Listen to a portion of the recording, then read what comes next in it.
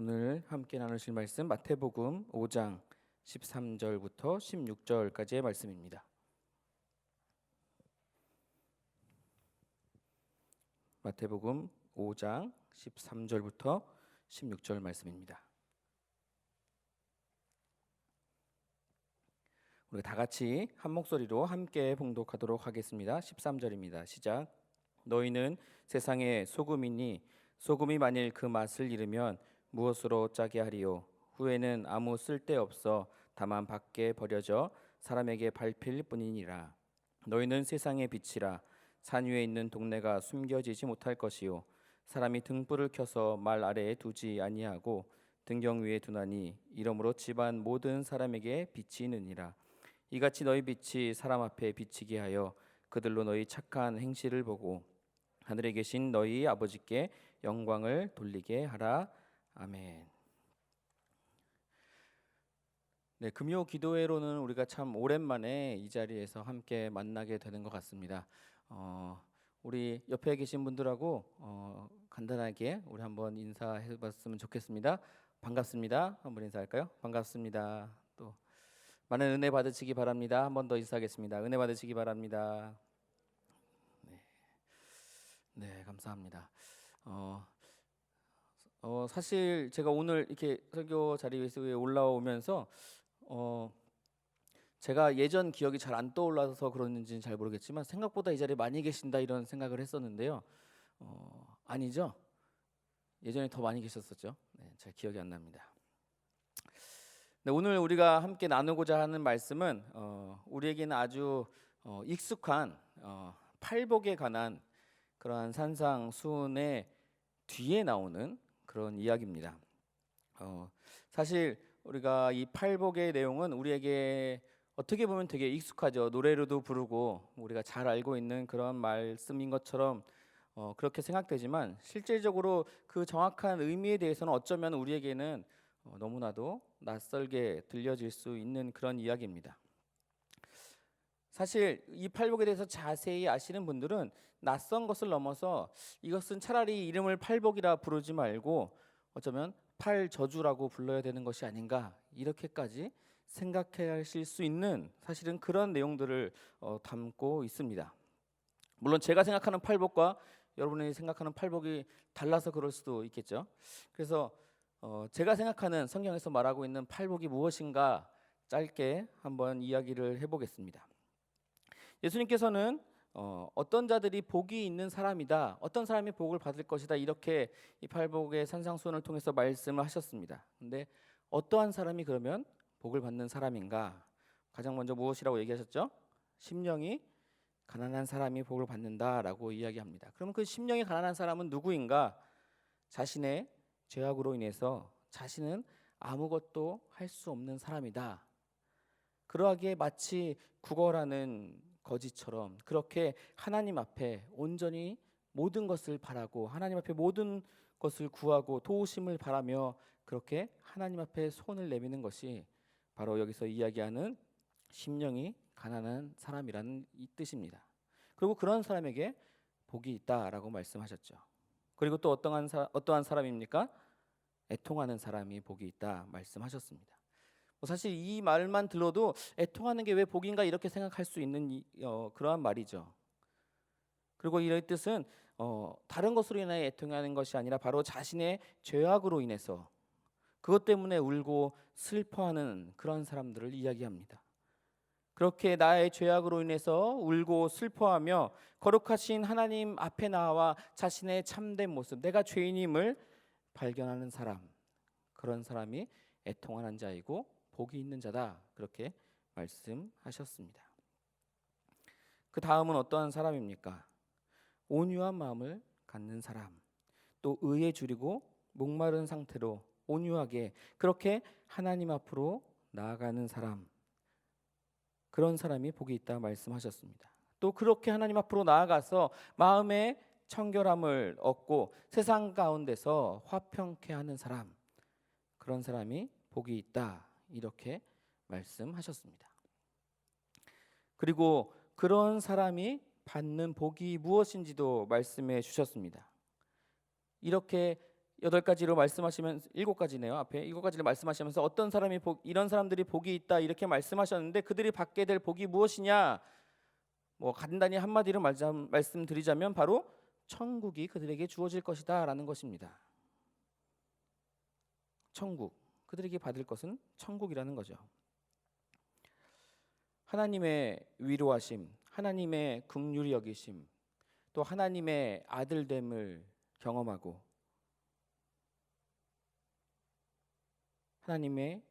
하나님과 함께 영원히 살아갈 수 있는 그러한 것들을 얻게 될 것이다. 그것이 바로 너희들이 얻게 될 복이다. 이렇게 예수님이 말씀하셨습니다. 물론 이것만큼 세상에서 더 귀하고 복된 일이 없다고 우리는 말할 수 있을 것입니다. 그런데 보통의 사람들이 기대하는 복이라고 하면 어떻습니까? 너 참 복 받았어 라고 얘기했는데 너는 복 받아서 천국 갈 거야 라는 말에 대해서 이 세상 사람들이 그것을 정말 복이라고 받아들일 수 있는가 하는 것이죠. 솔직히 우리가 예수 믿고 복 받았다라고 이야기했을 때 천국을 우리가 받을 복이다라고 생각하지는 않습니다. 그건 뭐예요? 당연히 따라오는 거죠. 물론은 우리가 신앙인으로서 우리가 예수님을 믿는 사람으로서 우리가 복 받아야 돼, 하나님 복 주세요 얘기할 때 그 복이라는 것이 이 세상 가운데서 우리가 뭐 엄청나게 부자가 되는 것, 엄청 유명해지는 것, 엄청난 권세를 누리는 것, 이런 것은 아닐지라도 그래도 최소한 우리가 이 땅에 살아가는 동안에 저 천국에서 말고 이 땅에서 그래도 안 믿는 사람들보다, 그래도 좀 덜 헌신된 사람들보다 내가 뭐라도 좀 더 나은 것을 받아야, 내가 뭐라도 다른 사람보다 더 좋은 것을 받아야 그게 복이다. 우리는 그렇게 생각하고 있지 않습니까? 저만 그렇게 생각하나요? 네. 그렇게 생각하시죠? 네. 하지만 현실은 그렇지 않다라는 거예요. 성경에서 말하고 있는 것은 그것이 아니라는 겁니다. 그럼 현실이 무엇입니까? 마태복음 5장 10절 말씀, 그 말씀이 어떻게 보면 팔복의 가장 마지막 말씀입니다. 여기서 우리가 받을 복에 대해서 뭐라고 이야기하고 있냐면은 우리가 받을 복, 그나마 이 땅도 아니고 저 천국을 얻기 위해서 우리가 감당해야 할 것에 대해서 뭐라고 얘기했냐면 바로 박해를 받아야 한다라고 이야기하고 있다는 겁니다. 1절은 좀 이따가 띄워주시고요. 박해를 받아야 된다. 그리고 이어서 나오는 11절에서는 더 심하게 이야기하십니다.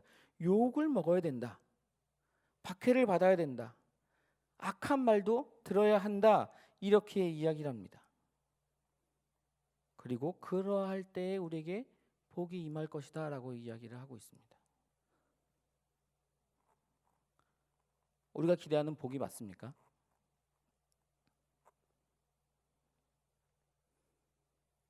그런데 여기 더 놀라운 사실이 있습니다. 우리 마태복음 5장 1절 말씀을 한번 다 같이 읽어보도록 하겠습니다. 5장 1절입니다. 함께 읽겠습니다. 시작.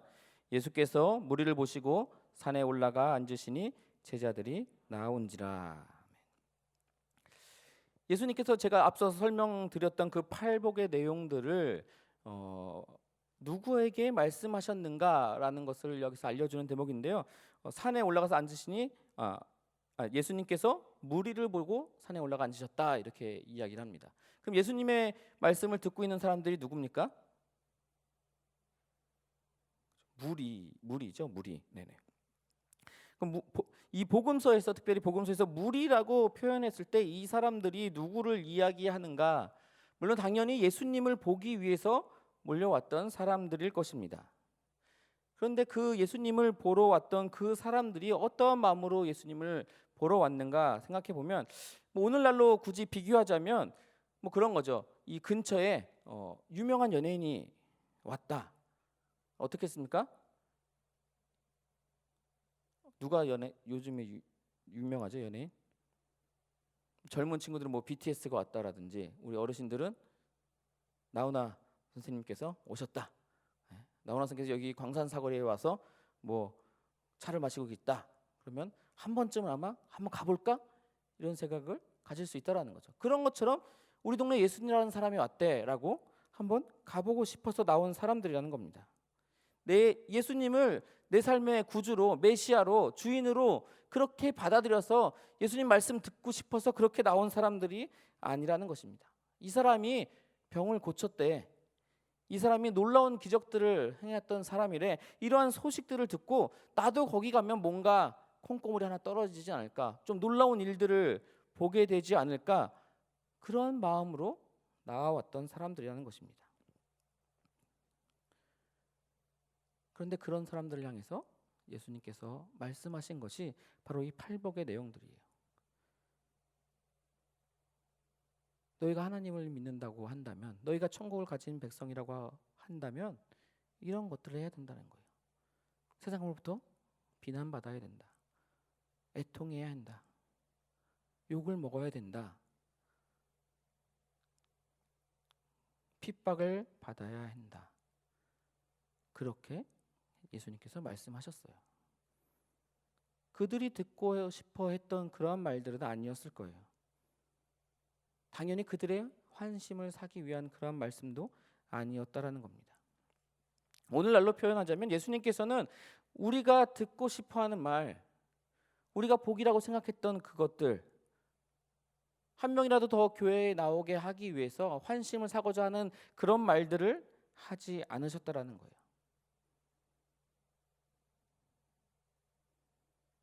왜냐하면 예수님의 사명은 사람들의 환심을 사서 많은 무리들을 이끌어 나가려고 하는 것이 아니라 그들을 구원하는 것에 있었기 때문입니다. 그렇다면 오늘날 우리가 해야 되는 것은 무엇입니까? 오늘날 그리스도인으로서 우리가 세상 가운데 외쳐야 될 말은 무엇이죠? 이 교회가 이 지역 가운데 외쳐야 될 말은 무엇입니까? 우리가 가정에서 자녀들에게 혹은 이웃에게, 친구들에게, 나아가 이 세상에게 전해야 될 말은 무엇입니까? 우리 역시도 그들의 귀에 좋은 얘기를 전해야 하는 것이 아닙니다. 그런 것이 아니라 하나님의 말씀을, 하나님이 기뻐하시는 말들을 우리는 이야기해야 합니다. 우리의 사명은 세상에서 어떻게 하면 잘 살 수 있는가, 어떻게 하면 성공할 수 있는가, 그것에 있지 않다라는 거죠. 그것을 이야기해 주는 것에 있지 않다라는 겁니다. 어떻게 하면 하나님의 복을 받을 수 있는지, 어떻게 하면 우리가 저 천국에 들어갈 수 있는지, 어떻게 하면 그곳에서 하나님께 영원히 찬양하며 영광 돌리며 살아갈 수 있는지, 어떻게 하나님의 자녀가 되는지, 그것들을 전하고 그것대로 살아가는 것이 바로 우리의 사명이라는 것이죠. 그것이 바로 예수를 믿는 사람이고 그것이 바로 그리스도인이라 이렇게 이야기할 수 있을 것입니다. 그리고 이제 우리가 그러한 사람이 되어서, 우리가 그리스도인이 되어서, 우리가 하나님의 자녀로서, 그리스도의 제자로서 앞서 말한 그 팔복의 내용들을 누리면서 그렇게 살아가는 사람이 되었으면, 그렇다면 우리는 어떤 모습을 보여야 하는가에 대해서 조금 더 구체적으로 오늘 함께 읽은 13절, 16절의 말씀에서 더 이야기하고 있습니다. 앞서 1절부터 12절에서 아까도 말씀드렸지만 예수님께서는 어떤 특정한 대상이 아닌 그저 모여있는 그 무리들을, 어쩌면 이 세상의 모든 사람들에게 그 메시지를 전하셨다고 볼 수 있습니다. 그런데 이제 13절에서는 그보다 더 명확한 대상에게 말씀을 하고 계십니다. 13절 말씀을 우리가 다시 한번 같이 읽어보도록 하겠습니다. 13절 같이 읽겠습니다. 시작. 너희는 세상의 소금이니 소금이 만일 그 맛을 잃으면 무엇으로 짜게 하리요? 후에는 아무 쓸데없어 다만 밖에 버려져 사람에게 밟힐 뿐이니라.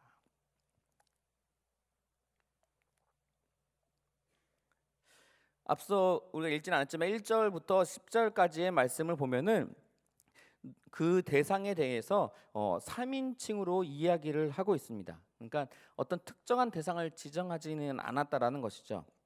그런데 예수님께서 이제는 11절부터 시작해서는 사실은 11절부터 2인칭으로 그 대상이 변경되고 있습니다.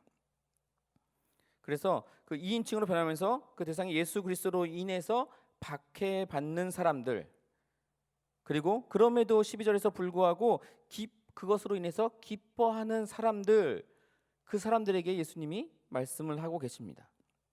그런 사람들로 그 청중이 변경되었다라는 거죠. 그리고 그런 사람들이야말로 앞서 언급된 팔복을 누리는 사람들이고, 또 다른 말로 하자면 구원받은 사람, 천국을 소유한 사람, 또 다른 말로 하면 예수의 제자 혹은 예수 그리스도의 군사 된 사람이라고 표현할 수 있을 것입니다. 그리고 드디어 오늘 본문 13절에서 그러한 자들에게 말씀하시기를 너희는 세상의 소금이다 이렇게 말씀하십니다. 그리고 14절에는 너희는 세상의 빛이다 또 이렇게 말씀하셨습니다. 그렇다면 우리 보고 어떻게 살아가라는 말씀입니까?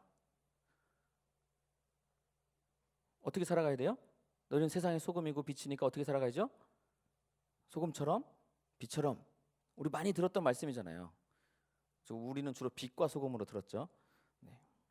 어쨌든 그렇게 살아가라는 거예요. 그래서 죄악으로 이 썩어져가는 소금처럼 죄악으로 썩어져가는 이 세상에서 이 세상이 더 이상 썩지 않도록 하나님의 말씀대로 이 세상을 더 잘 부패하지 않도록 만들고, 이 세상에 소금처럼 맛을 더해서 하나님이 기뻐하실 만한 그런 세상으로 만들어가는 그런 역할을 감당해라.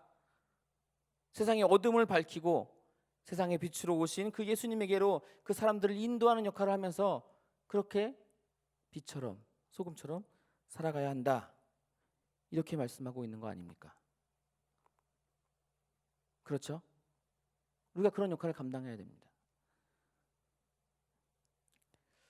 물론 맞는 이야기인데 이렇게만 생각하면 사실은 이 말씀의 그 온전한 깊이를 우리가 조금은 간과할 수 있다라는 거죠. 우리가 앞서 제가 말씀드린 것처럼 소금처럼 빛처럼 그렇게 살아가기 위해서 우리가 조금 더 주의 깊게 이 말씀을 볼 필요가 있다라는 것입니다. 뭐 대단한 것은 아니에요. 근데 우리가 너무나도 쉽게 간과하는 것들이죠. 그 중에 첫 번째는 바로 방향성에 관한 것입니다. 우리가 소금과 빛의 역할을 감당해야 하는데 어디에서 혹은 어디를 향해서 그러한 일들을 해야 하는가 하는 것입니다. 13절과 14절에서 우리를 각각 소금과 빛으로 말씀하셨는데 어떻게 이야기하셨습니까? 어디의 소금과 어디의 빛이라고 말씀하셨습니까? 네, 세상의 소금, 세상의 빛이다 이렇게 이야기를 하고 있습니다. 간단히 말하면 우리의 주 활동 무대가 어디가 되어야 된다는 거예요? 세상이 되어야 된다는 거예요. 세상이. 사실 이 말은 너무나도 당연한 이야기죠. 그렇죠. 우리가 세상 속에서 살아가고 있으니까요. 그리고 우리들도 다 알고 있는 이야기입니다. 아주 당연하다고 생각하죠. 하지만 실제로 우리의 삶을 돌아보면, 우리가 살아가고 있는 이 신앙생활을 돌아보면 이 당연한 얘기가 전혀 당연하지 않다라는 겁니다. 제가 지난 설교에도 언젠가 한번 말씀드린 적이 있는데 우리의 신앙생활은 너무나도 교회 중심적이라는 거예요.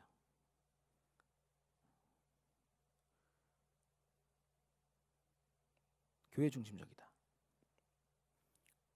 뭐 교회를 떠나서 살아가라 이런 말씀이 아니라, 물론 우리의 신앙이 교회를 중심적으로 살아가야 되는 게 맞죠. 교회 중심으로 해야 돼요. 교회를 통해서 말씀을 배우고 교회를 통해서 은혜를 나누고 경험하고 교회를 통해서 우리가 점점 더 성장해 나가야 되는 게 맞습니다. 그런데 그렇게 성장한 우리의 신앙이 교회 안에만 머물고 있어서는 안 된다라는 것 뜻입니다. 우리가 교회를 통해 말씀을 배우고 은혜를 경험했으면 어떻게 해야 돼요? 그것을 통해서 세상으로 나아가야 된다는 거죠. 교회 안에서만 거룩하게 지내는 것, 교회 안에서만 신앙 좋게, 엄밀히 말하면 신앙 좋은 척 그렇게 살아가면 안 된다라는 겁니다.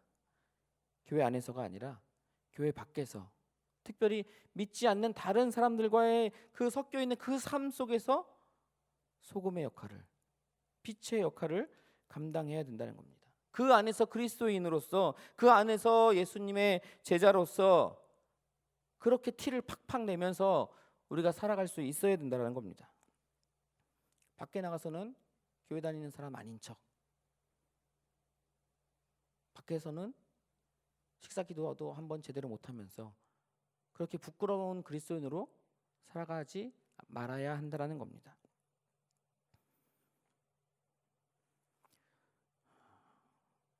오늘날 사실 특히 한국 교회들이 세상으로부터 참 많은 욕을 먹고 있습니다. 비난을 많이 받고 있습니다. 그런데 몇 년 전까지만 해도 사실 한국 교회는 계속해서 큰 성장을 이루어왔습니다. 그렇게 교회를 향한 비난이 크지 않았어요. 그런데 어느 순간에 한국의 교회의 성장이 마이너스로 돌아섰고, 또 어느 순간 교회를 욕하는 사람들의 숫자가 늘어나기 시작했습니다. 그래서 지금은 교인들은 점점 줄어들고 있고, 반대로 교회를 향한 비난의 목소리들은 점점 커지고 있죠.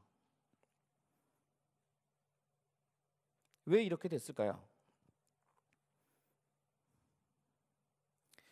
우리가 교회이기 때문에, 말 그대로 우리가 교회이기 때문에, 우리가 하나님의 자녀들이기 때문에, 우리가 하나님의 말씀대로 그렇게 살아가다 보니 당연히 세상이 우리를 미워하고, 우리가 믿는 사람으로서 정말 팔복의 말씀처럼 그렇게 잘 살아가고 있기에 우리가 세상으로부터 비난받고 있는 것입니까? 아까 10절의 말씀처럼 의를 위해서 우리가 박해를 받고 있습니까? 물론 어느 정도 그런 부분도 있겠죠. 당연히 우리가 그리스도인이기 때문에 받는 우리의 고난들이 분명히 있습니다.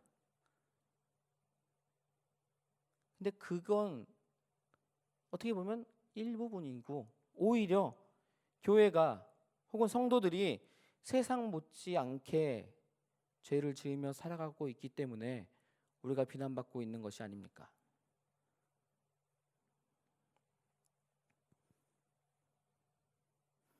한동안 많은 교회들이 열심히 전도하고 또 힘을 내서 많은 사람들이 교회로 몰려들었습니다. 그 다음에 한 일들이 뭡니까? 더 큰 교회를 지은 거죠. 근데 더 큰 교회를 짓기 위해서 어떻게 했습니까?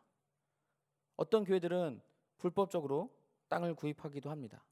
어떤 교회들은 비용을 절약하기 위해서 불법적으로 설계를 바꾸기도 합니다. 법을 어기기도 하죠. 자리가 좋다고 교회로 사용할 수 없는 건물을 구입해서, 심지어 그게 교회조차 티도 내지 못하고 십자가도 내걸지 못하고 교회 이름 하나 써보지 못한 채 그냥 자기들만 아는 교회로 그렇게 모여서 예배드리는 교회도 있습니다.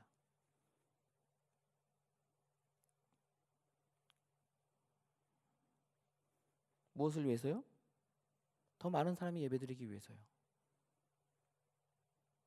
그렇게 해서 좋은 교회 건물 짓고 사람들 많이 모아서 편안하게 예배 드리면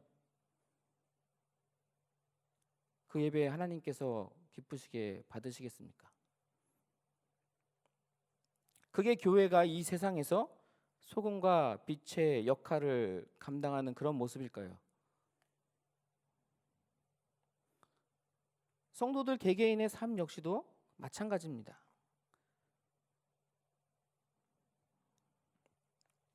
세상 사람들처럼 챙길 거 다 챙기고 욕할 거 다 욕하고 손해보지 않으려고 그렇게 살아가면서, 아니 오히려 내가 손해보지 않기 위해서 어떻게 해요? 다른 사람 손해보게 만들면서 그렇게 아껴서 교회에다 헌금하면 하나님이 좋아하실까요?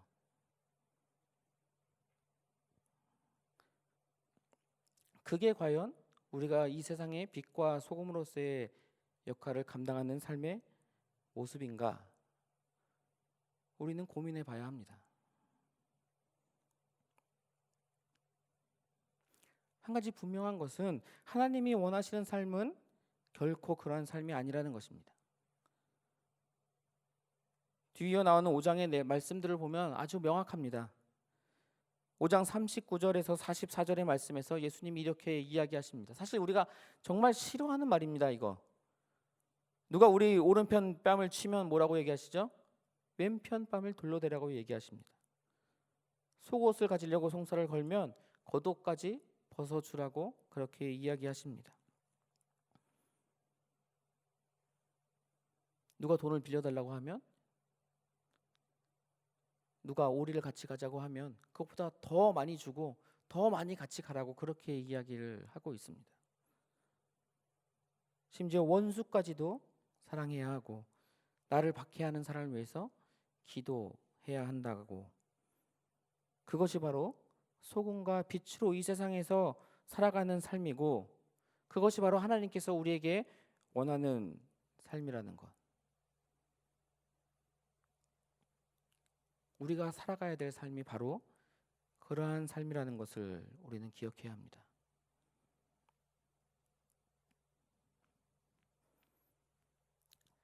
다른 하나는 예수님께서 우리에게 소금으로 빛으로 살아가야 함을 말씀하시면서 우리에게 소금처럼 살아라 혹은 빛처럼 그렇게 살아라 이렇게 말씀하신 것이 아니라 우리에게 너희는 소금이다, 너희는 빛이다 이렇게 이야기하셨다라는 거죠.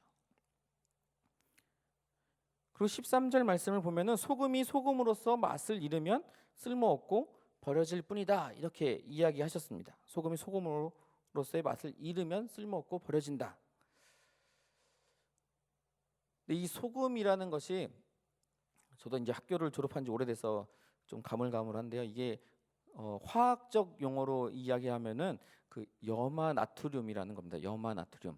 그래서 이 염화 나트륨이라는 것은 염소와 나트륨이 결합되어 있는 그 화학적 구조를 가지고 있는데, 찾아보니까 이 염소와 나트륨이 결합된 이 염화 나트륨은 그 이온 결합 이런 걸로 돼 있어서 서로 안 떨어진다라는 거예요.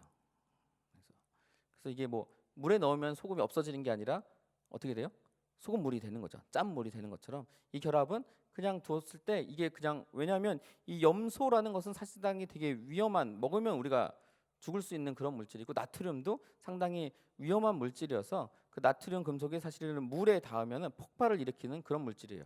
그런데 이것들이 분해가 되면은 그런 일들이 일어날 수 있는데, 이 결합은 아주 단단한 결합이고 또 복원력을 가지고 있어서 분해되지 않는다라는 거죠. 그래서 사실은 소금은 소금의 맛을 잃어버릴 수가 없다라는 거예요. 변하지 않기 때문에. 무슨 소리냐 이렇게 이야기하시겠지만, 제가 얘기하고자 하는 것이 뭐냐면 예수님께서 말씀하신 내용이 단순하게 소금이 짠맛을 잃어버리면 버려진다라고 얘기하는 게 무슨 뜻이겠습니까? 소금이 짠맛을 잃어버리면 뭐예요? 소금이 아닌 거예요. 소금, 짠맛을 잃어버린 소금 이런 게 아니라, 짠맛을 내지 않으면 그냥 아예 애초에 그건 소금이 아니라는 거죠.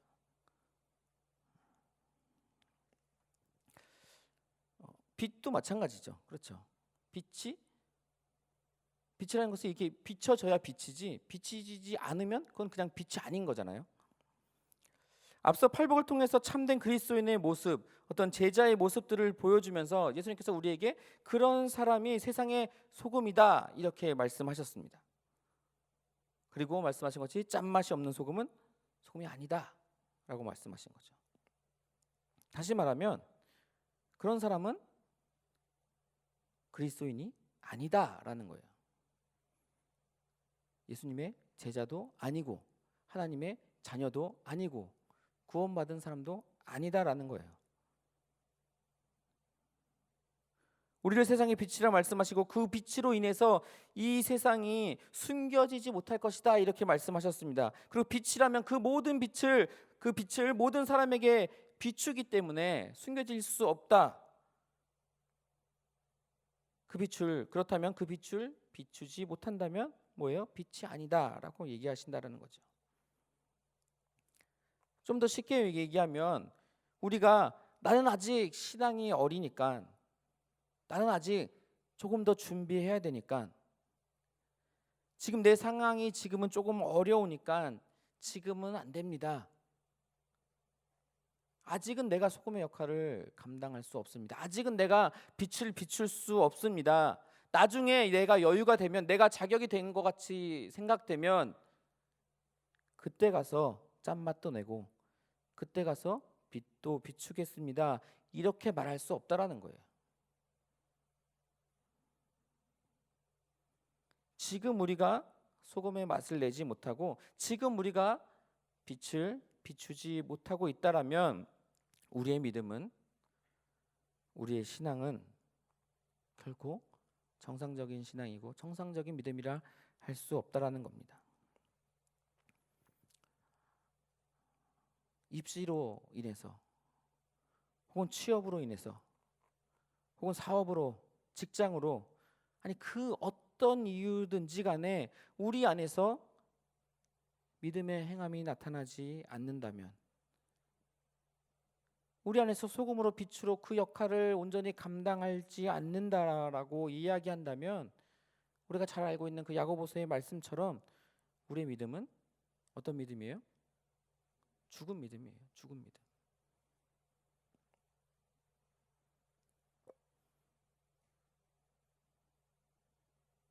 그것이 성경에서 이야기하고 있는 말씀이에요.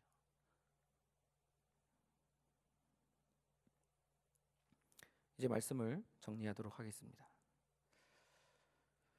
오늘 본문 16절에서 예수님께서 이렇게 말씀하셨습니다. 이같이 너희 빛이 사람 앞에 비치게 하여 그들로 너희 착한 행실을 보고 하늘에 계신 너희 아버지께 영광을 돌리게 하라. 아멘. 최근에 코로나19로 인해서 정말 우리가 살아가는 이 모든 세상이 정말 혼란스럽고 더 어지러운 그러한 상황을 맞고 있습니다. 아까도 말씀드렸듯이 특히나 이 한국 교회가 이 일들로 인해서 많은 어려움들을 겪고 있습니다. 뭐 예전에도 그랬겠지만 특히나 더 어려워지고 있는 것 같습니다. 물론 이 이면에는 뭐 최근에 차별금지법이나 혹은 방역에 있어서 교회를 향한 어떤 편파적인 그런 제안들이 마치 우리 교회를 더 핍박하는 것처럼 그렇게 보여질 정도로 여러 가지 면에서 정말 교회를 향한 박해가 심해진 것 정말 사실입니다. 하지만 교회를 향해 손가락질하는 그 사람들이 과연 그것 때문에 그럴까? 그게 전부인가? 라는 그 생각을 저는 지울 수가 없습니다. 본론 중에도 말씀드렸듯이 사실 한국 교회가 정말 목사로서 부끄러울 정도로 너무나도 많은 그런 잘못들을 저지르고 있습니다. 하나님을 믿는다고 말하는 성도들 역시 하나님이 계시지 않는 것처럼 세상에서 많은 법들을 어기고 살아가고 있고 하나님의 말씀까지도 무시하는 그러한 삶을 너무나도 당당하게 살아가고 있다는 겁니다. 그래서 사람들이 우리의 행실을 보고 하나님께 영광을 돌리기는커녕 우리의 행실이 오히려 하나님을 욕되게 하고 있는 것이죠.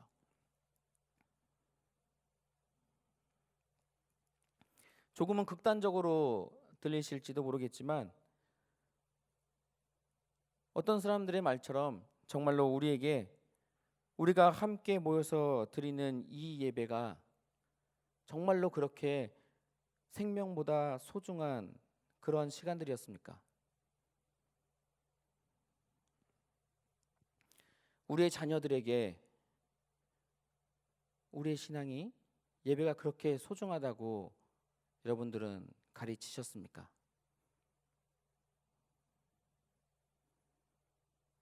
시험 본다고 빠지라고 하고, 일해야 한다고 빠지고, 출장 간다고 빠지고, 여행 간다고 빠지고,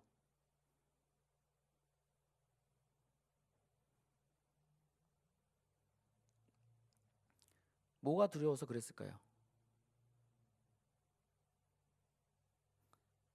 생명보다 소중한 그 예배가 자격증이 없는 게 두려웠나요? 아니면 돈을 조금 더 못 버는 게 두려웠습니까?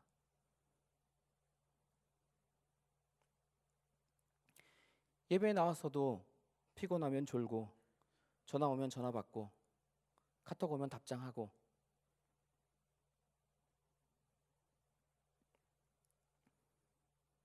그런 모습이 정말 현실에 우리의 예배 드리는 모습, 그런 모습 아니었습니까? 이런 모습을 우리가 세상을 향해 생명보다 소중한 예배라고 외치면 그저 세상에 비웃음을 살 뿐입니다.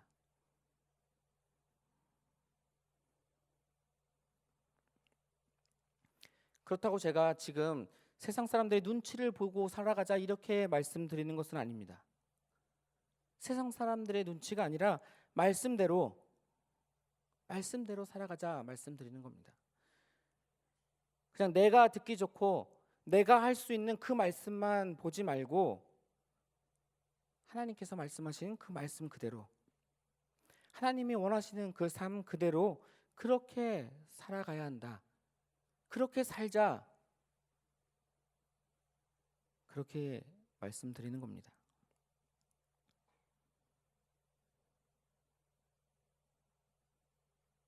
그래서 정말 세상 사람들이 우리를 보고서 나는 사실 무교이지만 내가 교회 다니는 사람들을 보니까 정말 하나님이라는 분이 있나 보다.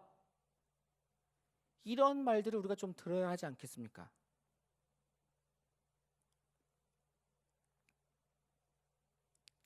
물론 어려운 일이죠. 아니 어쩌면 우리에게 정말 불가능한 일이라고 그렇게 생각할 수 있는 것입니다. 그런데 그렇게 우리가 생각하고 그렇게 포기했기 때문에 지금 우리가 그렇게 욕을 먹고 있는 겁니다. 하지만 이 불가능해 보이는 일, 이 불가능한 것처럼 보이는 일을 할 수 있도록 하시는 것이 바로 그것이 하나님께서 우리에게 약속하신 복이라는 겁니다. 그것을 하도록 하기 위해서 가난한 자에게 천국을 약속해 주셨고, 애통하는 자를 위로하시고, 의에 줄이고 목마른 자에게 배부름을 주시고, 긍휼히 여기시고, 천국의 소망을 보게 하시고, 또 자신의 아들 삼아 주신 것, 그렇게 해주셔서 우리로는 불가능한 일들을 할 수 있도록 해주신 것, 그것이 바로 하나님께서 우리에게 약속하신 복이고 우리의 소망이고 하나님의 능력이 되는 것입니다. 그리고 우리가 그렇게 살아갈 때에 하나님께서도 기뻐하시고 우리를 미워하는 이 세상마저도 우리를 보며 하나님께 영광을 돌릴 수 있게 되는 것이죠. 바라기는 우리 성실교회 모든 성도님들께서 이렇게 세상의 빛과 또 소금으로 그렇게 하나님의 영광을 드러내는 그러한 삶을 살아가시기를 주님의 이름으로 간절히 축원드립니다. 우리 이제 말씀을 생각하시면서 한번 같이 찬양하고 또 기도하는 시간을 가졌으면 좋겠습니다. 우리 한번 찬양할까요?